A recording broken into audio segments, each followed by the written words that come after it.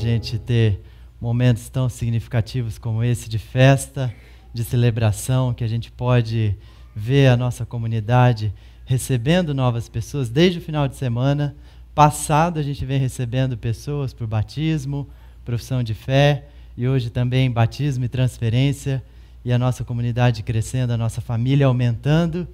E é por isso que eu vou frustrar um pouco você, e hoje não vou falar sobre o Natal, como já antecipou o pastor Eduardo. Isso fica para a semana que vem, apesar dessa liturgia belíssima que traz a memória do Natal, que a gente está começando a celebrar.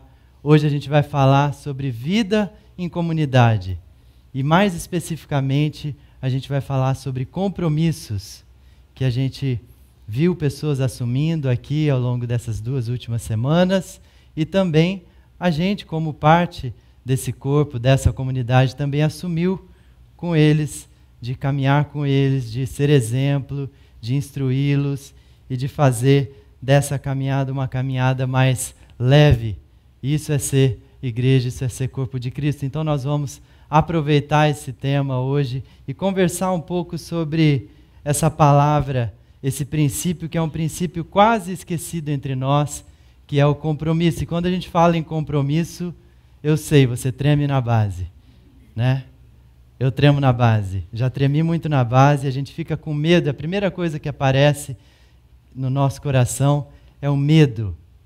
Eu lembro quando eu pedi a Fernanda, minha esposa, que acabou de cantar aqui, em casamento, o medo do novo, medo do que ia ser aquele momento, dali para frente, da minha vida, de tanta responsabilidade que envolvia aquilo. E certamente você também já deve ter passado por coisas semelhantes, e realmente a gente sente medo. Medo depois, quando a gente decide ter filhos, e aí é um outro passo que a gente dá na nossa relação, e uma outra grande responsabilidade, e às vezes vem em dose dupla logo na primeira.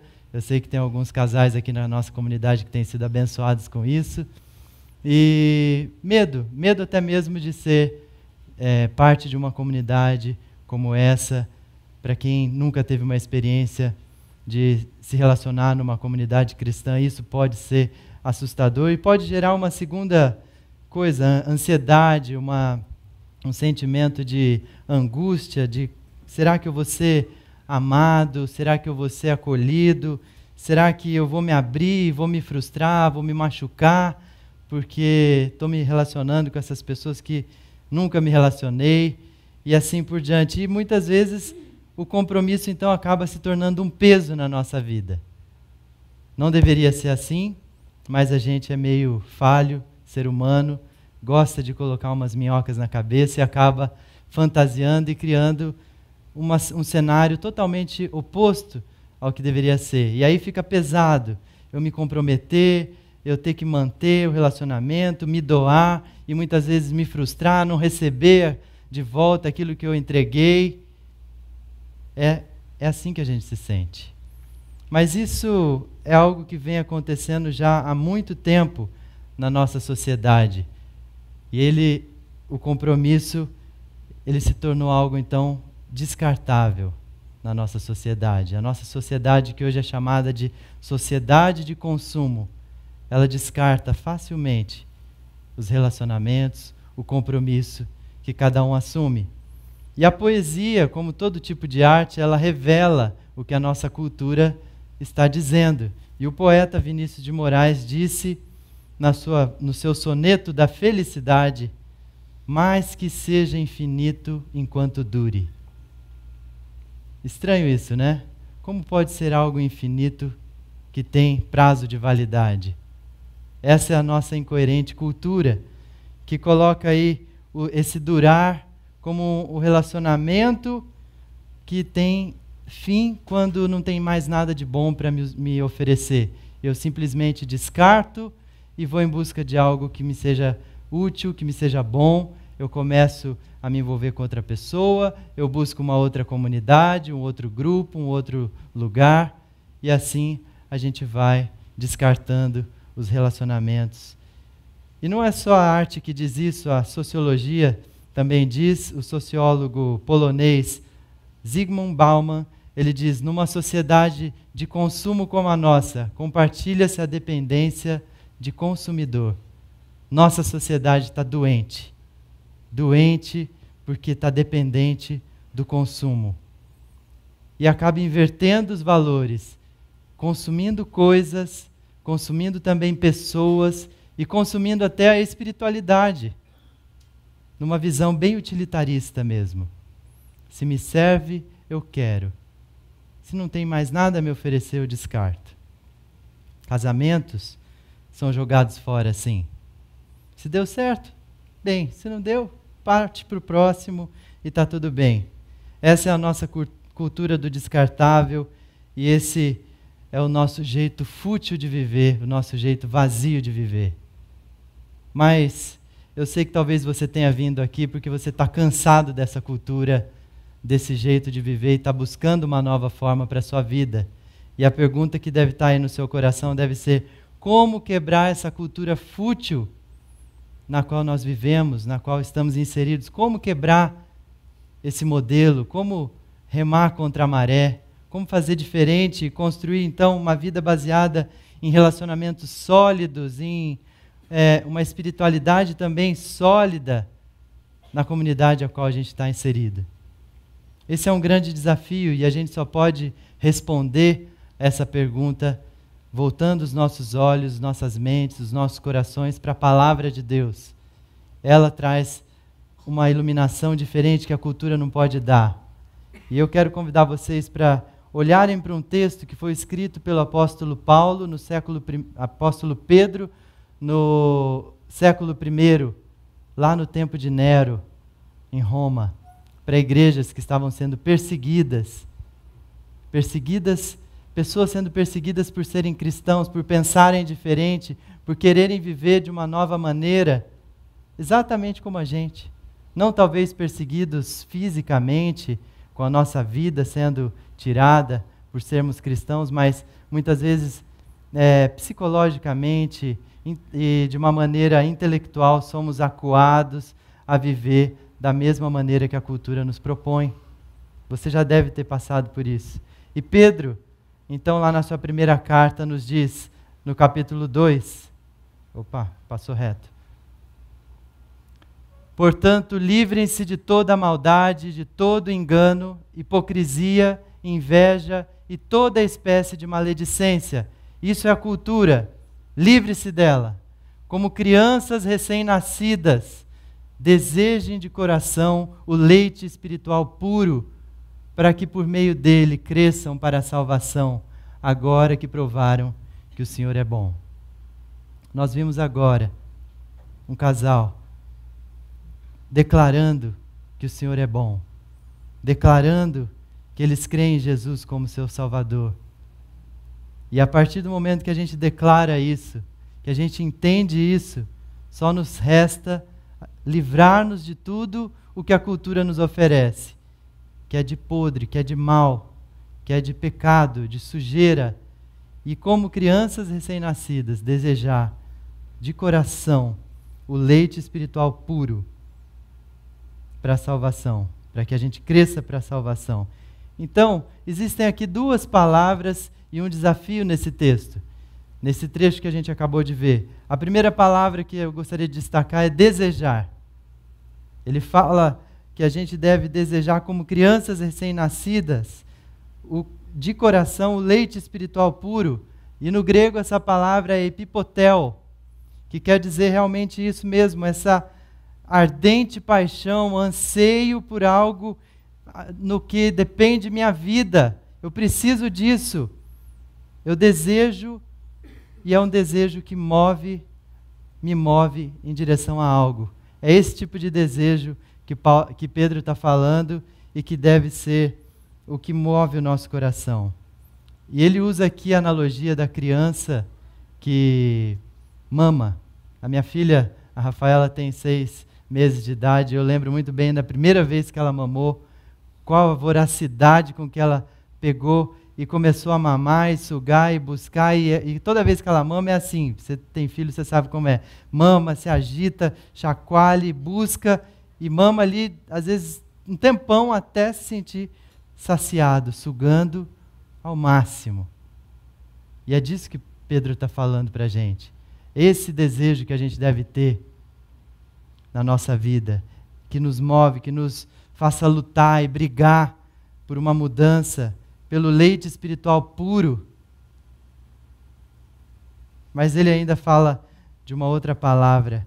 Ele fala também de salvação, e que no grego é a palavra auxano, que quer dizer crescimento, mas não o crescimento para os lados, como a gente costuma crescer, não o crescimento para cima, como alguns ainda estão crescendo, mas o crescimento interior, aquele crescimento que vem de dentro para fora e que, junto com esse desejo que nos move em direção, nos leva à maturidade. Esse deve ser o nosso objetivo. O nosso desafio é chegarmos à maturidade. Todo discípulo de Jesus deve ter isso no seu coração, esse ardente anseio por chegar a ser um cristão maduro, que possa passar de fase, que possa então crescer e se desenvolver e tornar-se uma pessoa pronta para assumir relacionamentos. E é por isso mesmo que nessa palavra a gente enxerga uma relação forte com o compromisso. Talvez você esteja perguntando o que tem a ver isso tudo que você está falando do leite, do desejar e do crescimento espiritual, da maturidade com compromisso. Exatamente isso. É muito simples. Somente pessoas maduras podem assumir compromisso. Somente pessoas prontas para um relacionamento duradouro, para que faça aliança para uma vida toda, podem assumir compromisso. E é disso que a gente está falando hoje aqui. Somente pessoas maduras conseguem assumir tanto o ônus quanto o bônus da construção de um relacionamento saudável e para a vida toda. É por isso que, se a gente olhar, por exemplo, para a sexualidade, o sexo, a Bíblia coloca o sexo dentro do casamento, somente no casamento. Por quê? Porque o casamento é o lugar de compromisso entre duas pessoas maduras, prontas para seguir a vida juntas, uma nova história sendo construída. Aquele cara já não é mais um menino, ele saiu de casa, ele já tem maturidade, ele já paga as próprias contas, e ele também já tem maturidade emocional para aguentar o tranco, e ele sai de casa, e agora sim ele está pronto para se casar e assumir esse compromisso. Da mesma forma a mulher. E é por isso que há uma frase muito interessante que diz que sexo é para homens, não para meninos. É para mulheres, não para meninas. Para pessoas maduras. E qual seria então o caminho para a gente construir esse relacionamento sólido e compromissos saudáveis? Aí está o texto que diz exatamente isso para a gente.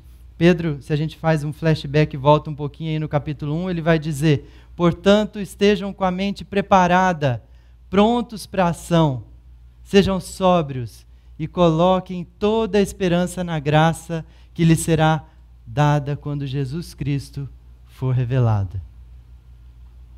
O crescimento espiritual, ele começa com um foco. Todo crescimento começa com um foco.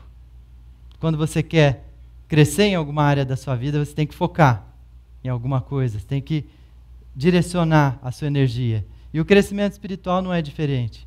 Ele começa também com foco. Por isso que Pedro diz: estejam com a mente focada, preparada. A palavra aqui no grego é dianoia, que é exatamente isso, a junção da mente e o coração focados naquilo que Deus quer fazer. E ele nos orienta dizendo: não se percam em meio às distrações. A nossa cultura é cheia de distrações, ela é cheia de engano, ela tem um jeito fútil e vazio de viver. E Pedro diz isso lá no versículo 18, da nossa maneira fútil de viver, e nos alerta: cuidado, foco, presta atenção, não se perca em meio às distrações. E o próprio Jesus, quando pregou o sermão chamado Sermão da Montanha, Sermão do Monte, falava das nossas ansiedades, nossas angústias, pelo que a gente ia vestir, o que a gente ia comer. E ele fala, não se preocupe com essas coisas, são distrações. Não fica preocupado com essas coisas corriqueiras da vida. Ele orienta, ele diz, busquem, pois, em primeiro lugar, o reino de Deus e a sua justiça. E todas essas coisas básicas da vida lhe serão acrescentadas. E essa palavra aqui, acrescentada, poderia ser substituída por colocadas. E assim ficaria, então, busquem em primeiro lugar o reino de Deus e a sua justiça. E as demais coisas vão ser colocadas na devida ordem, no devido lugar. O que a gente faz, a gente inverte. A gente coloca coisas no lugar de pessoas.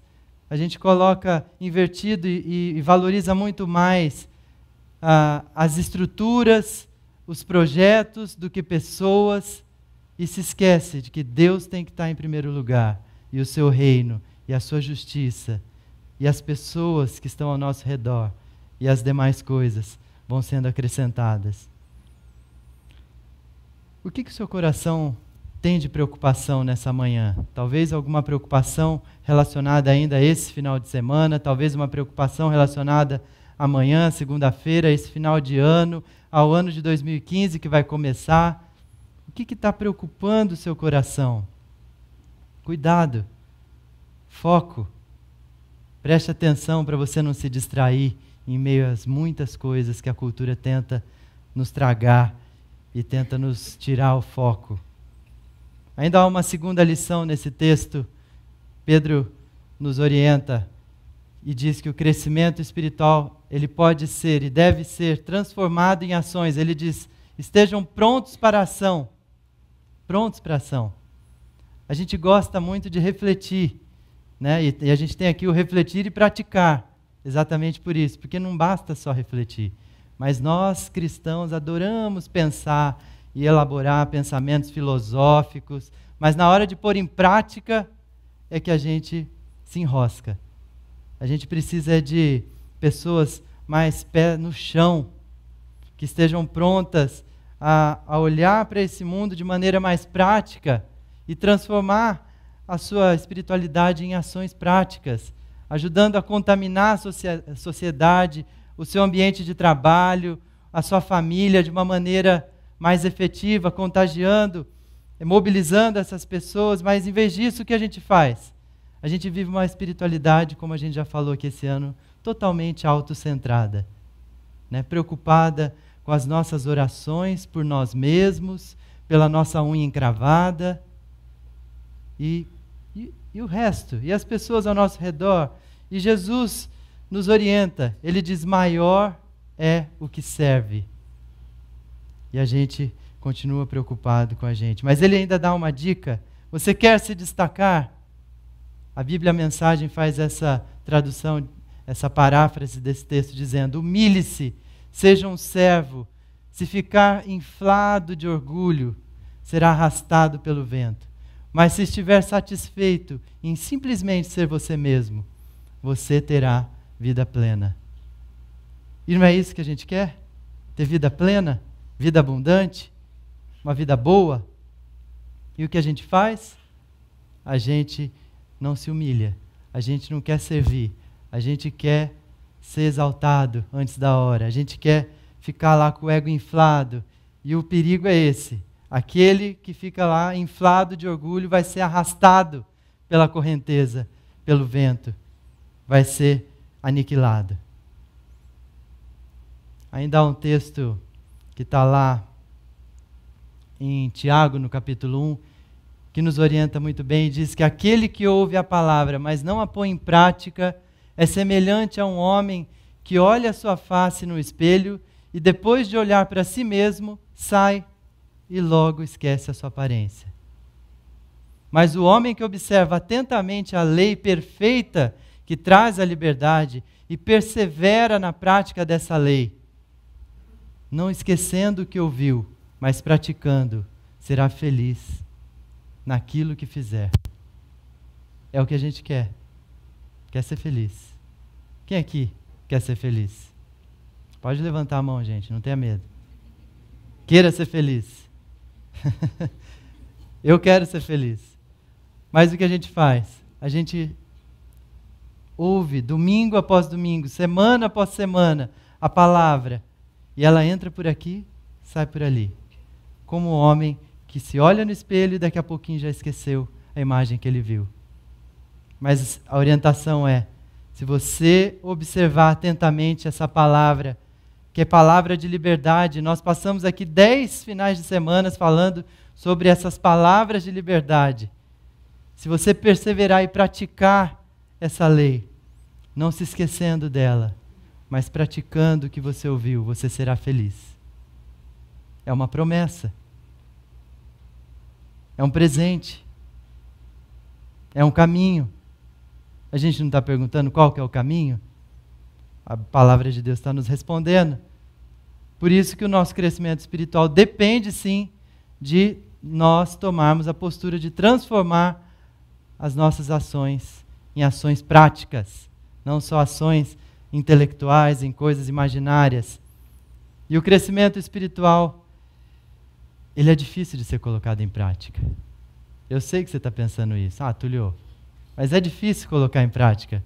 Não é isso que você está pensando? Eu sei que é, porque eu pensei nisso. É difícil a gente viver aquilo que a gente prega. É muito difícil. Não é, pastor Eduardo? Difícil. É um exercício, é um desafio. E eu lembrei de quando a Rafaela nasceu, 6 meses atrás, e ela não respirou quando ela nasceu. Ela nasceu roxinha, quietinha, não se movimentou, não respirou, e foi levada rapidamente para ser socorrida. Conseguiram fazê-la respirar, mas a sua nota Apgar, que é a nota que avalia o estado físico da criança quando ela nasce, foi 1. O médico nos disse, foi quase 0, foi quase morto. E para nós pais ouvir isso naquele dia de grande euforia, expectativa e ansiedade, e o médico nos dizer, vocês não vão levar a Rafaela agora para o quarto, ela vai ficar aqui na UTI em observação, vai ter que ser cuidada. A gente não sabe por quanto tempo ela ficou sem respirar, a gente não sabe qual vai ser a extensão desse problema. E a gente foi para o quarto sem a Rafaela, e a Fernanda, depois que a gente orou, dormiu, estava exausta, obviamente, um parto normal, tranquilo, rápido, mas que desgasta. Dormiu. Eu fui para o sofazinho, que até que é confortável, mas eu não consegui dormir. Não porque o sofá me incomodava, não porque eu tivesse com frio, tinha ali a coberta, mas porque eu não conseguia parar de pensar. A Rafaela está ali. Na minha filha, não conseguia parar de pensar nela, eu não consegui pegá-la no colo. E eu tinha que ficar longe dela ali por muitas horas, sem saber como ela estaria, quem estaria cuidando dela. Foi difícil para nós. E a Fernanda dormindo, eu não consegui dormir, eu levantei, peguei o meu tablet, abri minha Bíblia e comecei a ler a palavra de Deus. E eu li no Salmo 27, versículo 10, ainda que me abandonem pai e mãe, o Senhor me acolherá. E eu tive que aprender e colocar em prática naquela primeira noite como pai, naquelas primeiras horas como pai, aquilo que eu tinha ouvido aqui do pastor Ricardo semanas antes. Nós, pais, não somos redentores dos nossos filhos. Nós não somos os salvadores dos nossos filhos. Eu tive que fazer uma oração de entrega e dizer, Deus, o Senhor é o pai da Rafaela em primeiro lugar, cuida dela. Eu ainda estou aprendendo, cuida dela.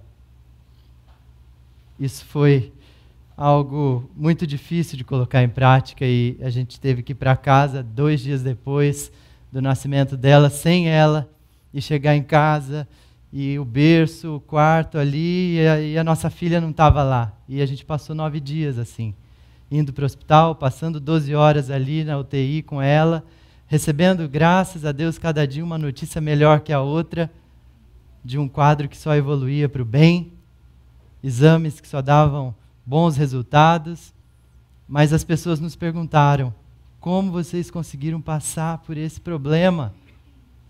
Lá no hospital, pessoas perguntavam, como vocês estão tão firmes? A resposta é essa. A gente coloca a nossa esperança em Deus. A gente coloca toda nossa esperança em Deus. E pratica com muita dificuldade, perseverando nessa palavra que a gente tanto crê e tanto prega para as pessoas. Às vezes o problema não está em Deus. Às vezes a gente culpa Deus por algumas situações, mas o problema está em nós, no nosso coração. Esse texto nos ensina ainda que o crescimento espiritual deve ser alcançado sem pressa. Ele diz, sejam sóbrios. Sejam sóbrios, que não tem nada a ver com bêbado, apesar da gente relacionar aqui facilmente. Essa carta não fala em momento algum sobre bebida alcoólica. Quem gosta de beber está liberado, o Pedro não está condenando. O que ele nos diz é exatamente isso. A palavra aqui é nefo, que diz para a gente estar alerta, para a gente dar passos moderados, caminhar de maneira equilibrada, de maneira estratégica, cautelosa. Ele diz mais à frente, estejam alertas, e ele usa a mesma palavra, nefo, e vigiem, o diabo, o inimigo de vocês, anda ao redor como leão, tentando devorar vocês. Essa é uma palavra usada também por Paulo ao jovem pastor Timóteo, quando ele diz, você, porém, seja sóbrio em tudo, suporte os sofrimentos, faça a obra de um evangelista, cumpra plenamente o seu ministério. E Timóteo era um jovem pastor. Jovens são apressados. Jovens são afobados. Mas, infelizmente, hoje na nossa cultura, não só os jovens, todos nós somos apressados. E precisamos usar essa palavra para corrigir o nosso comportamento, para olhar a forma como a gente está vivendo e de maneira cautelosa viver, de maneira estratégica, caminhar e crescer espiritualmente. Há um ditado que diz que quem muito corre, acaba tropeçando. Já ouviu esse ditado? Já praticou esse ditado? Já, né? Então, a palavra é alerta, cautela, vai devagar. Isso se reflete nos relacionamentos, seja num namoro, sem queimar etapas, seja nos seus negócios, na sua profissão. Pensa bem o que você vai fazer, na sua família, nas suas decisões familiares, ou até naquelas pequenas decisões do dia a dia, como, por exemplo, como eu vou responder a alguém, o modo como eu vou falar. Cuidado, cautela, não tem como voltar atrás. Até mesmo coisas tão corriqueiras como usar a internet e os conteúdos que a gente acessa e a forma como a gente se relaciona com esse mundo virtual. Esteja alerta, dê passos moderados, cautela. Depende dessa cautela o nosso crescimento espiritual, sim. Olha o que diz Nietzsche no livro Além do Bem e do Mal. Ele diz, a coisa essencial no céu e na terra é que haja uma longa obediência na mesma direção. Assim resulta, e sempre resultou no final, algo que já fez a vida valer a pena. Longa obediência na mesma direção. É muito difícil isso para nós, da geração mais jovem, a geração X, Y, Z, Alfa, Ômega, não sei quais as que virão por aí, porque os caras de 20 anos, 25 anos que estão no mercado de trabalho, o que eles querem é a cada 2 anos ser promovidos, senão eles mudam de trabalho. E o desafio é cautela, obediência, longa obediência na mesma direção, sem afobação. A gente precisa lembrar disso. E ontem foi interessante que o pastor Wellington pregou essa mesma mensagem que nós construímos juntos, e ele pregou lá na Chácara Barão, e ele terminou de pregar e de falar tudo isso aqui que eu estou falando para vocês. Um grupo de jovens se levantou apressadamente e saiu antes do nosso encontro terminar para ir para a próxima atividade, que era uma programação em Sousas, que ia acontecer para os jovens, um luau. Jovens são apressados. Podiam ter esperado. Depois eu fiquei ali conversando, ficaram umas arestas. Ah, o fulano ia me dar carona, mas já foi. Ah, eu ia com fulano, mas já foi. Né? Podia ter dado mais certo, mas a gente é meio apressado. Tão apressado que nem consegue ouvir o que o pastor acabou de dizer e sai correndo e vai para a programação, que ia começar dali meia hora, tinha tempo ainda, não estava assim, as portas batendo, desespero. Vamos seguir aqui no nosso ensinamento. O crescimento espiritual, ele deve ser confiado na graça de Cristo. E aqui está o grande lance desse texto, porque eu sei que você também deve estar pensando, mas será que eu vou conseguir colocar tudo isso em prática? Será que eu vou conseguir ser sóbrio, ser moderado, colocar isso em ação na minha vida? Será que eu vou conseguir me relacionar com essas coisas de uma maneira saudável, construir relacionamentos sólidos, comprometidos? Será que eu vou dar conta disso tudo e abrir mão dos meus projetos, dos meus sonhos? Certamente que não.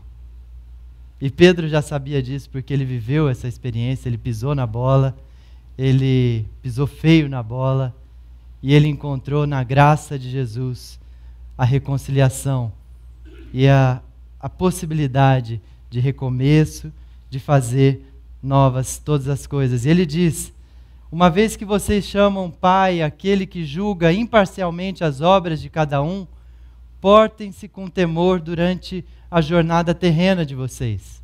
Pois vocês sabem que não foi por meio de coisas perecíveis como prata ou ouro que vocês foram redimidos da sua maneira vazia de viver, transmitida por seus antepassados, mas pelo precioso sangue de Cristo, como de um cordeiro sem mancha e sem defeito, conhecido antes da criação do mundo, revelado nesses últimos últimos tempos em favor de vocês. Por meio dele vocês creem em Deus, que o ressuscitou dentre os mortos e o glorificou, de modo que a fé e a esperança de vocês estão em Deus. Isso é a graça. Essa é a nossa esperança, quando a gente olha e vê que a nossa esperança está em algo maior, além de nós mesmos. Não está em mim esse poder.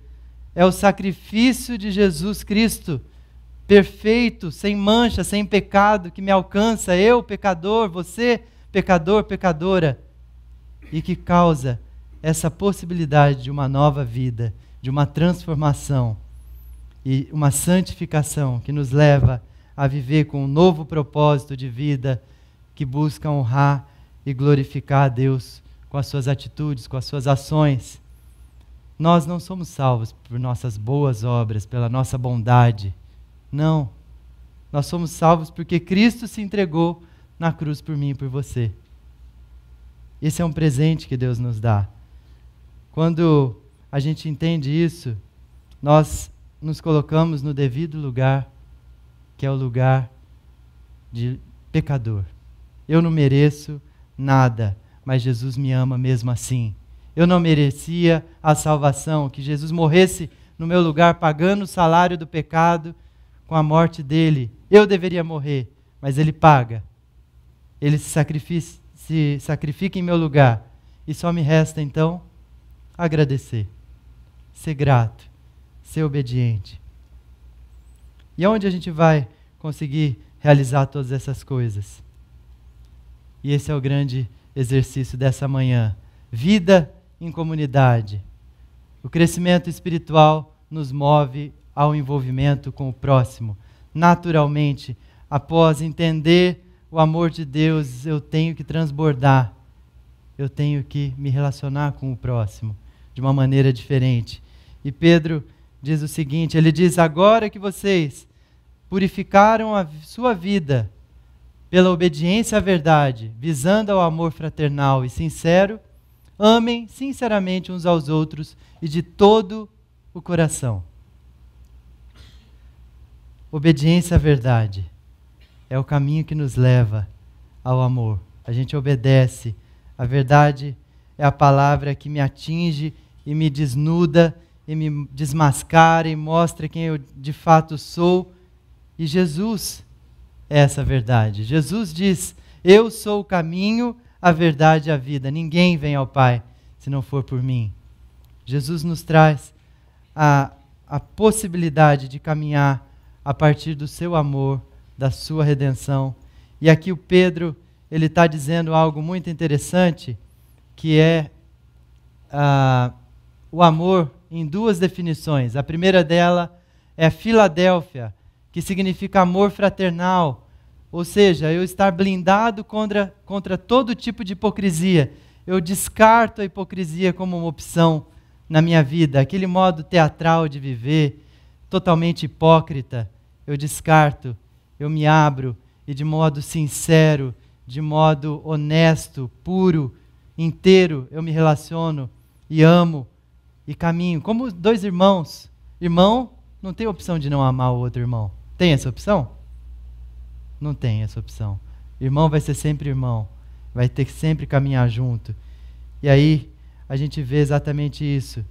Pedro nos dizendo que o amor sincero deve ser uma constante na nossa vida. E que nos leva ao segundo amor que ele diz aí: amem sinceramente uns aos outros e de todo o coração. E a palavra é agapau, que significa uma aceitação irrestrita, ou seja, você está satisfeito com o que a pessoa pode te oferecer. Já pensou no relacionamento nessas bases? Você se satisfazendo com o que a pessoa pode te oferecer? Não com aquilo que você quer que ela te ofereça? Não é assim que Deus faz com a gente? Ele aceita a gente da maneira como a gente é. Ele nos ama da nossa maneira limitada. Ele nos aceita, nos acolhe. E é a partir do momento que a gente tem esse amor que a gente consegue também amar. Porque a gente olha, Deus me ama tanto, da maneira que eu sou pecador, falho, eu só posso querer repartir esse amor e amar também, e aceitar a pessoa como ela é, e querer crescer junto com ela. Obviamente, eu não quero ficar parado, e não quero que você fique parado. E a gente assumiu o compromisso aqui de caminhar juntos, e crescermos juntos. Isso é colocar esse amor em ação.